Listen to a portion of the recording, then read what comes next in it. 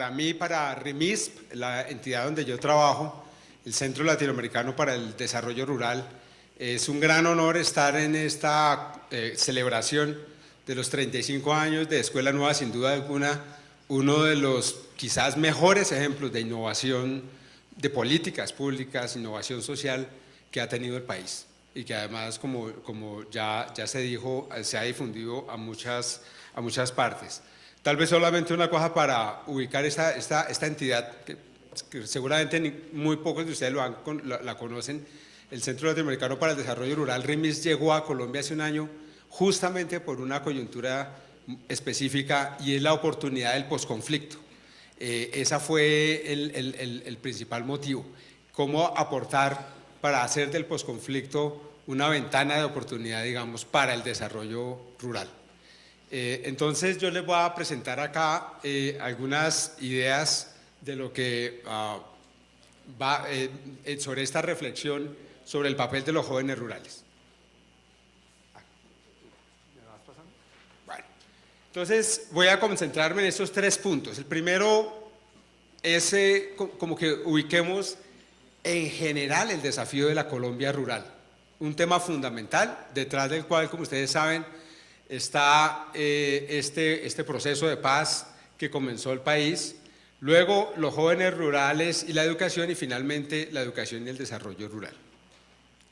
Bueno, el desafío de la Colombia rural, me voy a referir aquí a 2 partes. La primera es eso que ustedes tienen allá, es un gráfico que muestra, cada puntico de esos es un municipio de la región cafetera.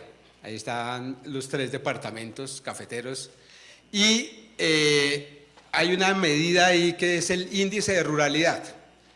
Ese índice de ruralidad simplemente mide la distancia de cada municipio a ciudades de 100.000 habitantes.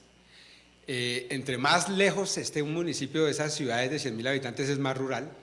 Y también mide la densidad poblacional, o sea, cuánta gente vive por kilómetro cuadrado en cada municipio. Y entre menos gente viva por kilómetro cuadrado, mientras menos densidad poblacional haya, pues es más rural también. Entonces los municipios que ustedes ven más hacia la derecha, digamos, esos son los municipios más rurales de la región, son los más lejanos, son los que están más lejos de las ciudades, son los que tienen menos población por kilómetro cuadrado. Del otro lado tenemos la pobreza.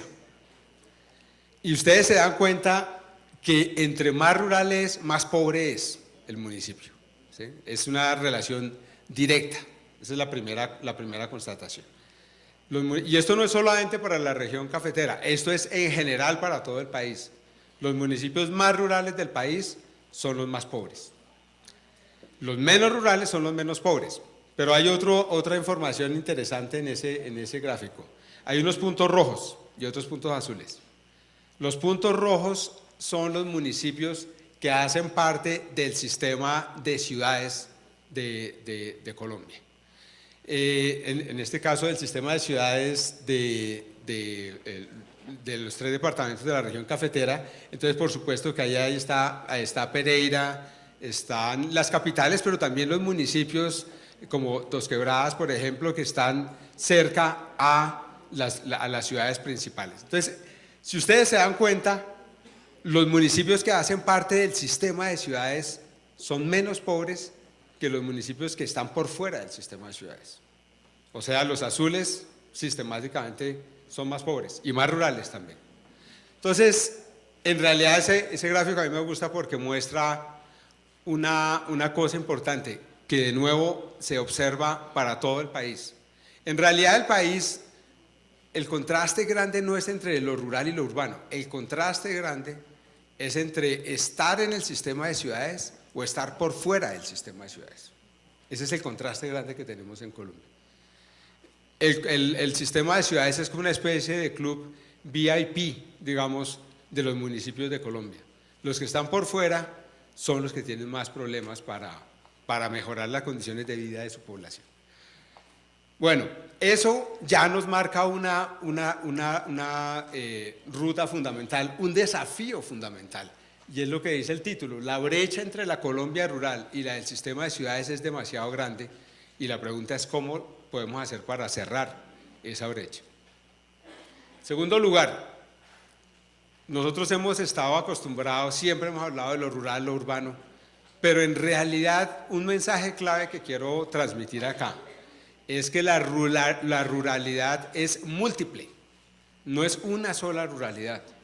Estas son las categorías de ruralidad que construyeron en la misión rural, en la misión de transformación del campo, como se llamó, que organizó el Departamento Nacional de Planeación. Gracias. El Departamento Nacional de Planeación. Y lo que ellos hicieron fue justamente mirando temas como qué tan lejos están los municipios de las ciudades, qué tanta gente vive en el casco urbano, qué porcentaje de la población vive por fuera del casco urbano, qué tan densa es el municipio, cuánta gente vive en un kilómetro cuadrado, etc. Entonces se clasificó la ruralidad en esas 4 categorías, digamos así. Hay una ruralidad de las ciudades y aglomeraciones. Hay un borde rural de Manizales, por supuesto, sin duda. De Bogotá, de Cali, de Medellín. Hay una ruralidad intermedia también en donde es importante el rol de las ciudades pequeñas y las ciudades medianas. Hay otra que es más rural y finalmente hay una que es como la del Chocó, la del Putumayo, etcétera, que es el rural disperso. Entonces la ruralidad es diversa y eso es súper importante y vamos a volver sobre eso cuando pensemos en cuáles son los retos nuevos hacia adelante de Escuela Nueva frente a una ruralidad diversa. Bueno, aquí hay, esa es una gráfica para mostrarles una conclusión fundamental que les voy a señalar a continuación, es la siguiente. Cuando yo comparo 2 municipios, 2 regiones, lo rural y lo urbano, o 2 municipios cualquiera, y trato de mirar cuál es la diferencia en el ingreso por habitante entre 2 regiones o 2 municipios, hay 4 factores o hay 5 factores que están aquí representados que pueden explicar por qué una región tiene un ingreso per cápita, un ingreso por habitante más alto que otra. Puede ser que la productividad del trabajo sea más alta, o sea, la gente simplemente logra generar más ingreso, más Producto Interno Bruto por hora que el de otros sitios. Puede ser que la gente trabaje más horas, intensidad laboral. Puede ser que en un municipio o en una región la tasa de ocupación es más alta, en otras palabras, es mayor la cantidad de gente que trabaja. Puede ser que la tasa de participación sea más alta, es decir, que entre la gente que está en edad de trabajar sean muchos más los que se están vinculando al mercado laboral, o finalmente que la población en edad de trabajar difiere entre unos y otros. ¿Esto para dónde va? Va para esta gráfica en donde estoy comparando el ingreso esas variables en el sector rural sobre esas mismas variables en el sector urbano. La productividad, la tasa de ocupación, la tasa de participación, la oferta laboral potencial. Si ambas fueran iguales, si estas variables en lo rural y en lo urbano fueran iguales, entonces todas las barras estarían aquí, a la altura de esta línea roja. En la medida en que se bajan, en que estén más abajo de la línea roja, quiere decir que lo rural está más rezagado, que está más abajo. Por ejemplo, ustedes se dan cuenta que en oferta laboral potencial, en realidad, sí, está un poquito más abajo, 0.99, no es 1, es 0.99, pero está cerquita. En tasa de participación también, en tasa de ocupación, hay menos ocupación en el área rural que en el área urbana, pero en donde realmente la diferencia es enorme, es en la productividad, ¿sí? La productividad quiere decir que por cada hora trabajada en el área urbana, en el área rural se generan, por cada hora trabajada, si se genera un peso por hora trabajada en el área urbana, en el área rural se generan 52 centavos, digamos así. O sea, la mitad de la productividad urbana. El problema real, el problema grande que tenemos entre el área rural y el área urbana es la productividad. Ese es el gran problema. Ese es el gran problema. Y lo voy a mostrar de otra forma. Hicimos este cálculo por sectores, aquí está el sector agrícola, la industria manufacturera, el comercio, la educación, la minería, la construcción, y calculamos para cada uno de esos sectores cuál es el ingreso promedio de un trabajador, cuánto se gana en promedio un trabajador que trabaje en esos sectores. Y lo comparamos con un salario mínimo, con el salario mínimo. El ingreso promedio de un trabajador en agricultura gana el 70% de un salario mínimo, ¿sí? En promedio. Hay unos que ganan menos, hay otros que ganan más, pero en promedio ganan el 70% de un salario mínimo. El ingreso promedio de las personas que trabajan en la industria manufacturera ganan 1.2 veces un salario mínimo. El del comercio, 1.6 veces. En educación, 2.4 veces. En minas y canteras, 2.5. En construcción, 2.6 veces el salario mínimo. Entonces, ustedes se dan cuenta cómo el sector en donde los ingresos laborales promedios son más bajos de todos es el sector agrícola. De nuevo, ese es un sector clave dentro del mundo rural, por supuesto. Y esto lo que nos muestra otra vez es que la productividad, que es un problema rural, se refleja claramente en la productividad del sector agropecuario. La baja productividad del sector agropecuario. Bueno, y aquí hay y este es otro ejemplo de cuál es el ingreso por hora de actividad en el sector urbano y en el sector rural. ¿Ok? Hombre, mujer, hombre, mujer. Y ustedes se dan cuenta de la brecha entre ambas cosas. Entonces, volvemos otra vez a la misma conclusión. Hay una brecha de ingresos entre el sector urbano, el área urbana y el área rural, y lo que está principalmente detrás de esa brecha es un tema de productividad. Vamos entonces ahora a mirar los jóvenes rurales. Para esto yo voy a utilizar unos datos que acabamos de hacer, hicimos hace poco, un diagnóstico de la juventud rural que se hizo en RIMISP. Nosotros utilizamos varias fuentes de información, la encuesta integrada de hogares, la encuesta de calidad de vida, la encuesta nacional de demografía y salud, y con base en eso hicimos una caracterización de la juventud rural. Es esta. Primera instancia, en primer lugar, en términos de pobreza, ¿sí? El 40% de los jóvenes rurales están en condición de pobreza. Están en condición de pobreza. Y la incidencia, o sea, la tasa de pobreza de los jóvenes rurales es 1.6 veces más alta que la tasa de pobreza de los jóvenes urbanos. O sea, los jóvenes rurales son sistemáticamente más pobres, tienen mayor incidencia en la pobreza que los jóvenes urbanos. En términos de pobreza extrema, el porcentaje de jóvenes rurales que se encuentran en condición de pobreza extrema triplica la proporción de jóvenes rurales, de jóvenes urbanos que se encuentran en situación de pobreza extrema. Un dato realmente preocupante. La pobreza extrema en los jóvenes rurales es del 16.7%, la de los jóvenes urbanos es del 4.8%. 3 veces más alta esta tasa, más de 3 veces. Primer dato. Segundo dato, simplemente para que ustedes vean, es interesante, todos esos datos son interesantes para contrastar lo rural y lo urbano. Aquí tenemos la proporción de hombres con respecto a la proporción de mujeres en el 2005, 2010, 2015 y que ha ido pasando. Esto es lo rural, esto es lo urbano, ¿sí? Esto lo que dice es que en el sector rural hay 112 hombres por cada 100 mujeres. Estamos hablando de los jóvenes, no es toda la población, son los jóvenes entre 14 y 28 años. Esa es la población que estamos caracterizando acá. Ha ido bajando, ¿sí?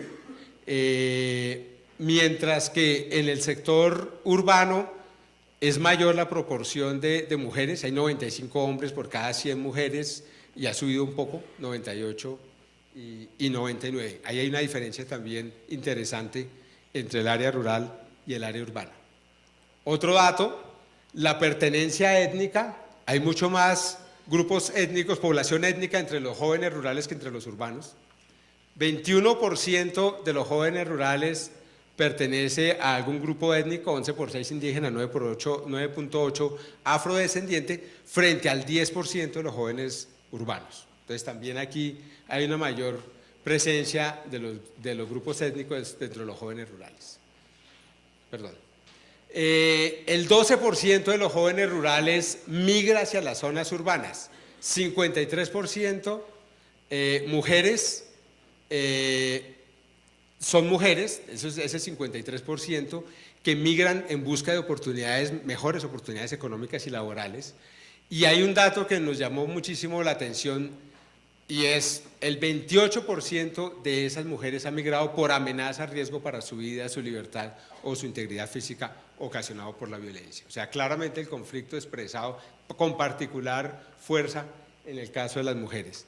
El 55.6% de los hombres que migran, de los jóvenes que migran, hombres, van en busca de nuevas oportunidades laborales, y también el 13.4% ha migrado por amenazas o por condiciones de riesgo para su vida. Y también, de nuevo, el tema del conflicto que ha golpeado tanto a Colombia. Cerca de 2.700.000 jóvenes, el 28%, ha sido víctima del conflicto armado en Colombia, 13% entre los 12 y 17 años, 21% entre 18 y 28 años, y 1 de cada 10 jóvenes que ha sido víctima del conflicto es afrodescendiente. Esa es la característica. Vemos que el conflicto claramente ha golpeado a la juventud rural en particular y en ocasiones con mayor fuerza a las mujeres. Ahora bien, concentrémonos en algunas variables claves para comenzar a entender este tema de la baja productividad rural y el desafío de la educación rural para Colombia. Esta gráfica nos muestra la tasa de matrícula neta en educación primaria.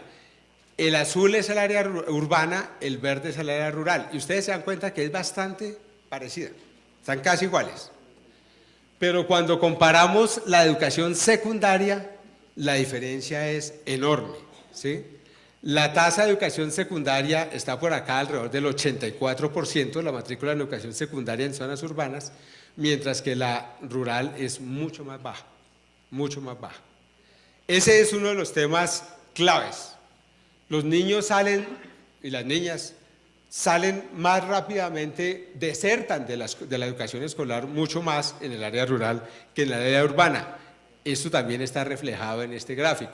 Estos son los jóvenes urbanos entre 6 y 12 años, y estos son la matrícula escolar de los jóvenes urbanos entre 6 y 8 y 12 años, y estos entre 13 y 17. Se caen en el área urbana, pero se caen mucho más en el área rural.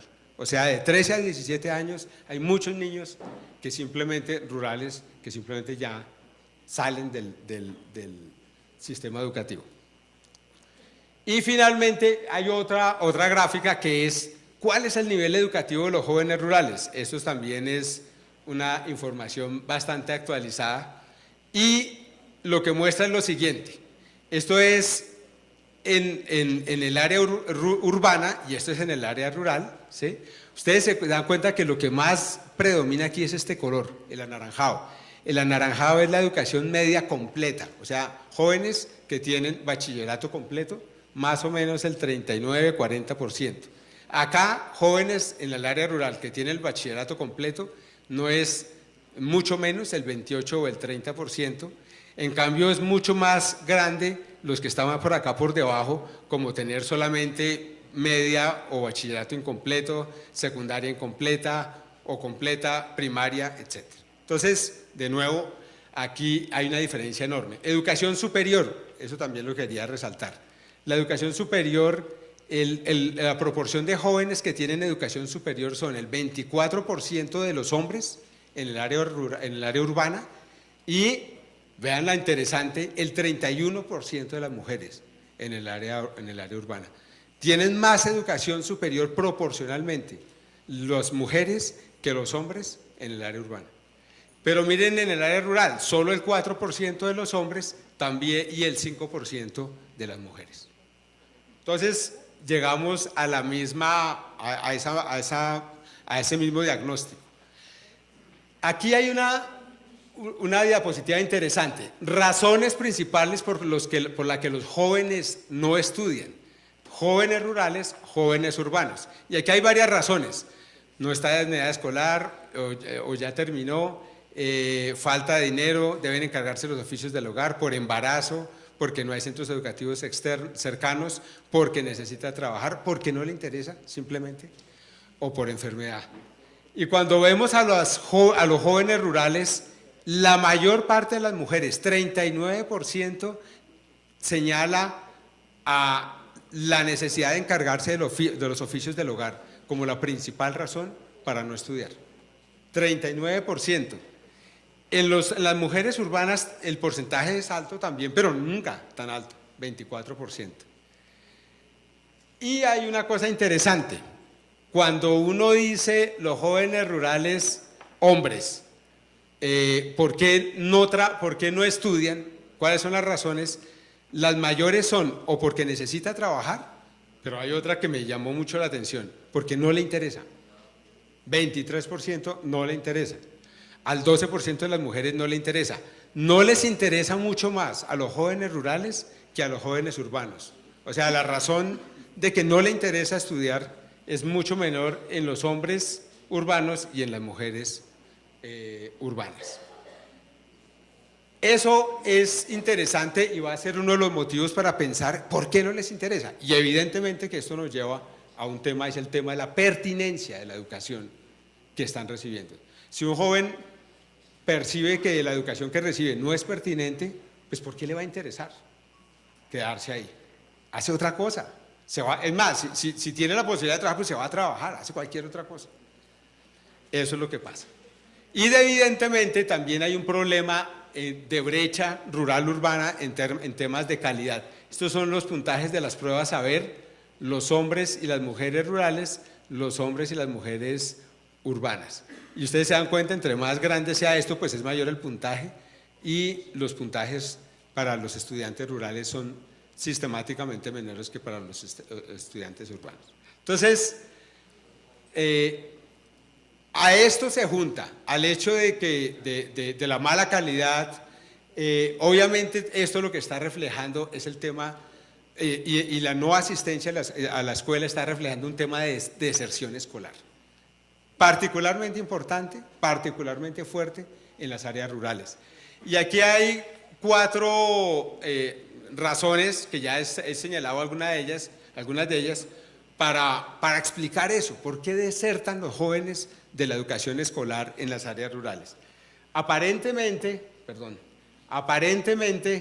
la transferencia monetaria que reciben de Familias en Acción como que no logra ser suficiente, digamos, en áreas rurales para reemplazar el costo de oportunidad de asistir al colegio y no trabajar. Entonces hay muchos que, a pesar de que hay Familias en Acción y todas esas cosas, a pesar de eso, ellos o sus familias simplemente los mandan a trabajar o los dejan trabajar, etc.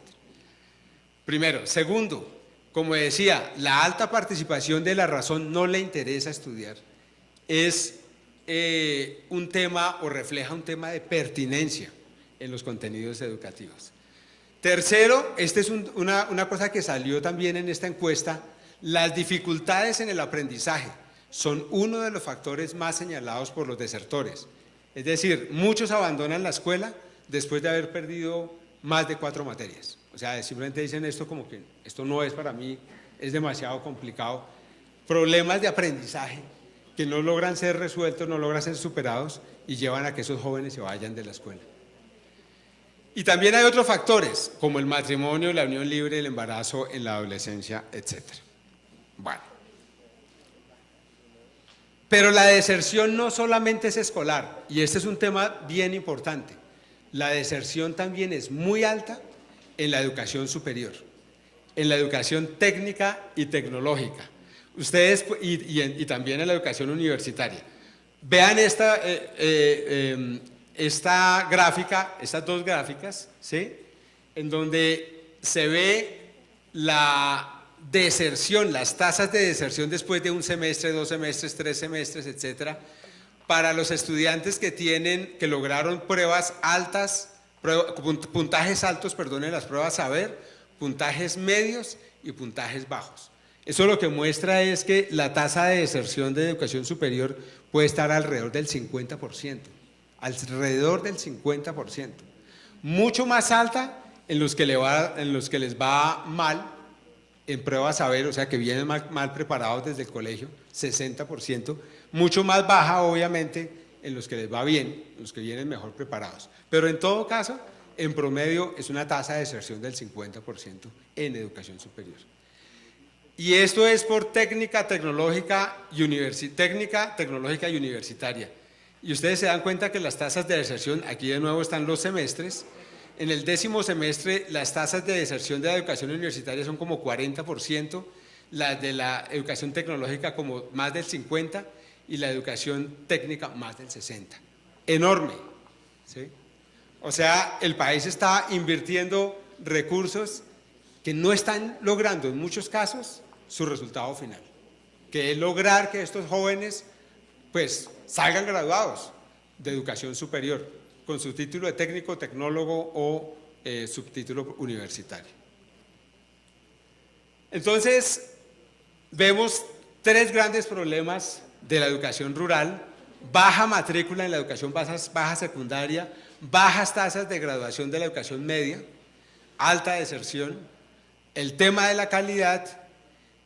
Hay un tema de alta extraedad de los estudiantes en las zonas rurales y bajos niveles educativos y, como les digo, también bajo, aquí no está, pero también hay que señalarlo, bajo acceso de los jóvenes rurales a la educación superior y altas tasas de deserción en educación superior.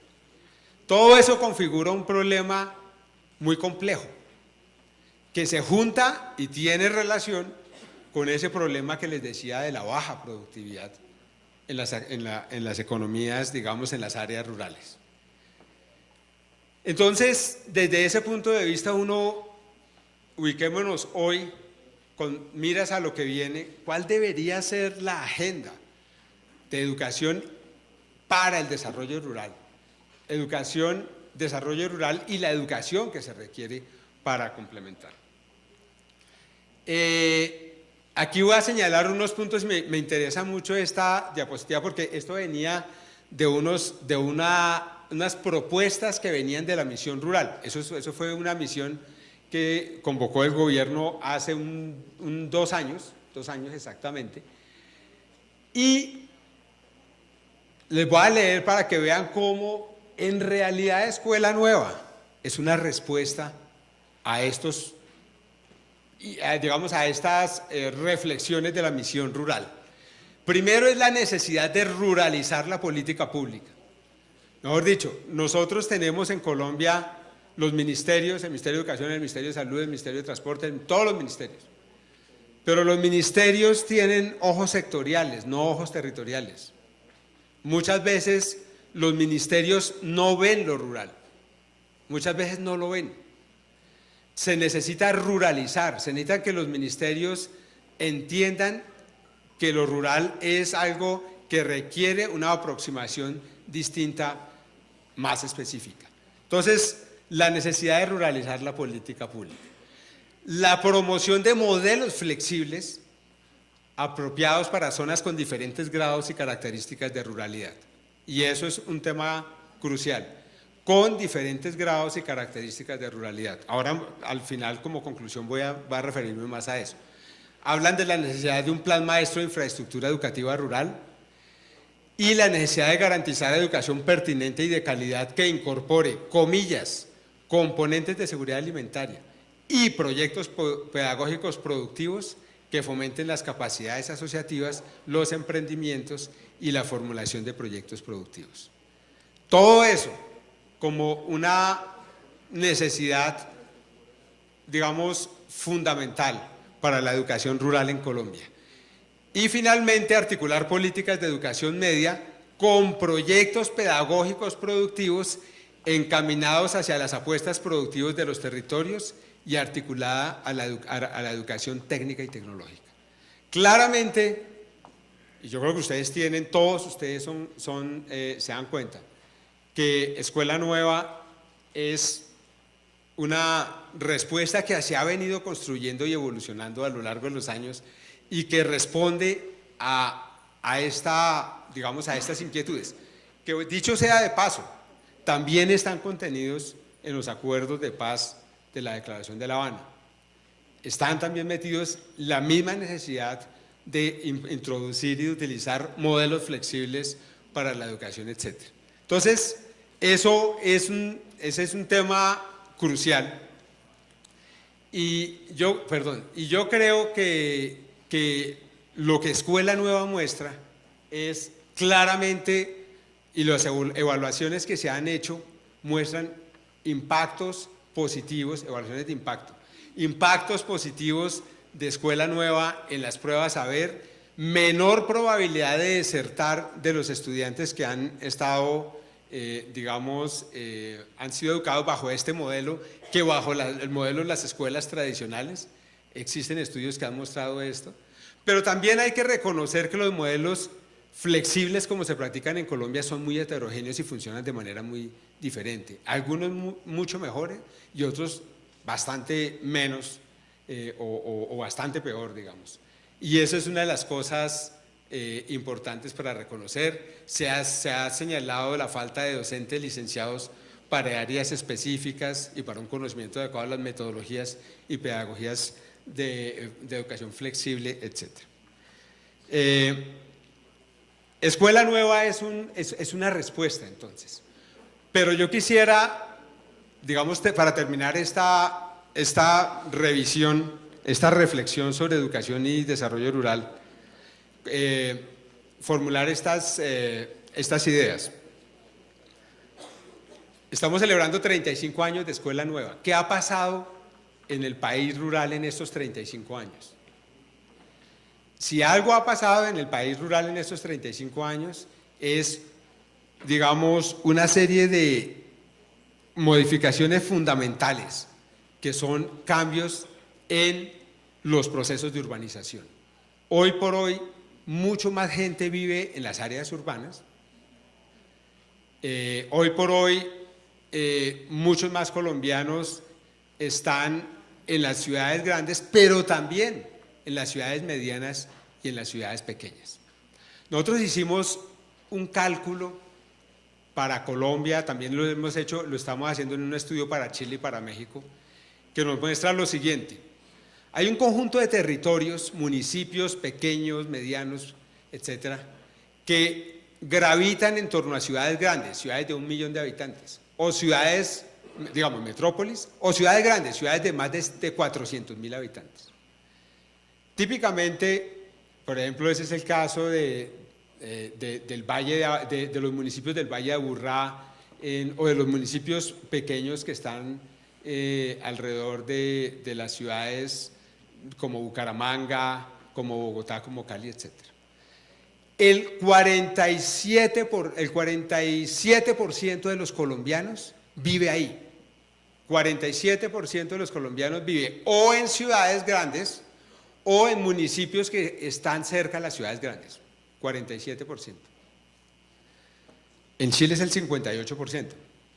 En Chile, por varias razones, hay mucha gente concentrada en Santiago de Chile. 40% de la gente vive en Santiago de Chile. Luego vienen otras regiones en donde la gente vive o en ciudades pequeñas o intermedias o medianas, o en municipios que están alrededor de esas ciudades. Entonces ahí entra el caso de Manizales, de Pereira, de Armenia, pero también de Tunja, de San Gil, ¿sí? De un montón de ciudades. Colombia tiene una cantidad de ciudades pequeñas y medianas. Ahí viven el 32% de los colombianos. O sea, más o menos 1 de cada 3 colombianos vive en esos territorios que nosotros llamamos rural urbanos. No son los urbanos como los de Bucaramanga, Cartagena, Barranquilla, Bogotá, sino son rural urbanos. Y ahorita digo por qué eso es importante. Y finalmente, esos son territorios que están como su núcleo urbano está entre 15.000 y 400.000 habitantes, más o menos. Y finalmente hay otro grupo de la población, otro grupo de municipios, que en realidad gira en torno a cabeceras urbanas de menos de 15.000 habitantes. Esos son los territorios rurales profundos, si ustedes quieren. Allá vive el 20% de los colombianos. O sea, 1 de cada 5 colombianos vive en los territorios rurales.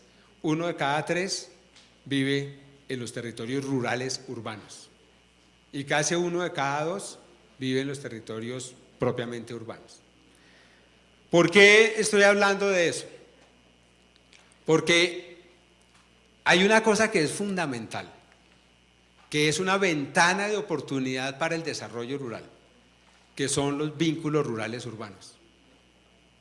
O sea, son justamente los territorios que están ahí en la mitad, en donde hay unas ciudades de 20.000, de 25.000, de 80.000, de 100.000, de 300.000 o 200.000 habitantes.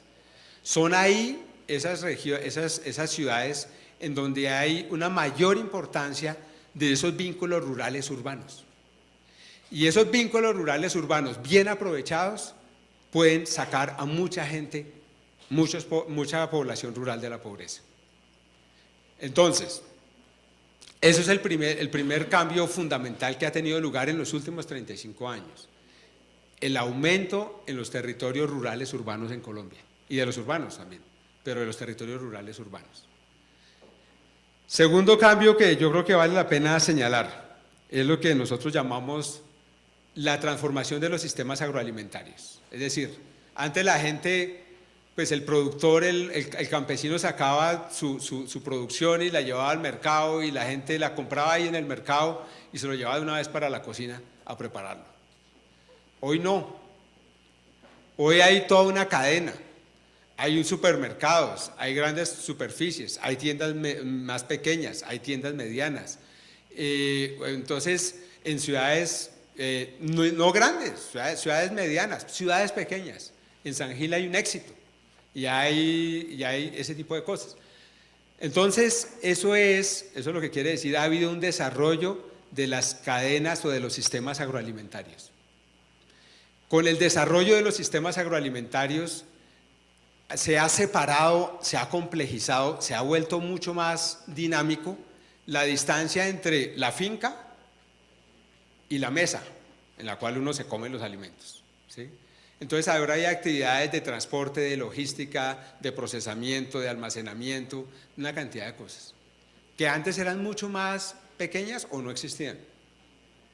¿Eso qué quiere decir? Tercer cambio, que en muchos casos en las áreas rurales urbanas, como las estoy hablando, ha habido procesos de cambio en los mercados laborales. Ya no solamente es el trabajo de la finca, es el trabajo rural, pero no agropecuario, el que transporta los alimentos, el que los empaca, el que los procesa, el que los distribuye, el de la logística, una serie de cosas. O sea, tenemos una diversificación de los mercados laborales.